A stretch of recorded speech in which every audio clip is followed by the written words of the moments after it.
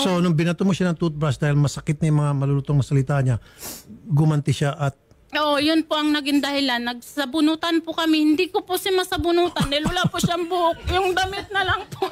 Pwede makapagsalita, sir. Damit na lang po kasi nahawakan ko.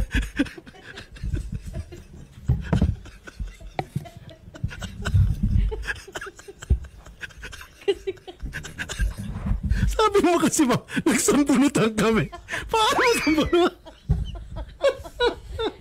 Po, yung damit lang po nahawakan ko. Kaya ako po yung nahawakan niyang paganyan, inuntog siminto. Ganun po nangyayari po nun. Kulat ka sa... Tama, Diyos ko po.